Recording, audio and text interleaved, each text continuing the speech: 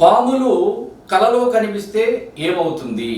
సహజంగా ఇంట్లో ఉన్నవారికి కానీ లేదు ఎవరికైనా సరే రెగ్యులర్గా కలలో పాములు కనిపిస్తూ ఉంటాయి.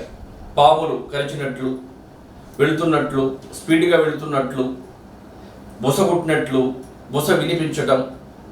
ఆ టైంలో మీరు భయభ్రాంతులకు గురి కావటం, అర్ధరాత్రులు లేదా 2 గంటలప్పుడు, 3 గంటలప్పుడు, 3:30 పాములు కలలోకి వస్తుంటాయి. ఎవరికైనా, ఆడవారికి కావచ్చు, మగవాళ్ళకి కావచ్చు, పిల్లలకు కావచ్చు, ఎవరికైనా సరే అలా వస్తున్నాయి అంటే దానిని సర్పదోషం అంటారు. సహజంగా ఇలా పాములు గనక కలలో కనిపిస్తే వారు ఏ పని పట్టుకున్నా కూడా ముందుకు వెళ్ళదు, అన్నీ కూడా ఆగిపోతూ ఉంటాయి. మరలా అతను ఎంత కష్టపడి పని చేసినా సక్సెస్ కాలేడు, మంచి రిజల్ట్స్ రావు, నిదానంగా పతనం అవుటకు అవకాశం ఉంటుంది.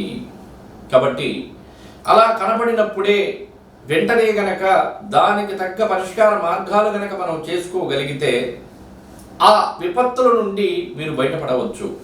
కానీ కలలో వస్తుంది కదా, ఏముందిలే అని గనక మీరు అశ్రద్ధ చేసి గనక ముందుకు వెళుతూ ఉంటే ఆ వచ్చినటువంటి పాములు, కలలోకి వచ్చేటువంటి పాములు నిరంతరం మీరు పతనం అయ్యేంత వరకు కూడా వస్తాయి.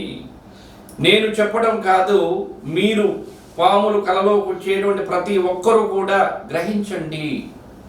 మీకు పనులు అవుతున్నాయా లేదా, మీరు సక్సెస్ అవుతున్నారా లేదా, లేదు మీకు ఎటువంటి ప్రయోజనాలు వస్తున్నాయి, ఎటువంటి ప్రమాదాలు వస్తున్నాయి, ఎటువంటి పరిణామాలు జరుగుతున్నాయి అనేటువంటి అంశాన్ని మీ మనసుతో మీరు ఆలోచించి అప్పుడు నిర్ణయాలు తీసుకోండి.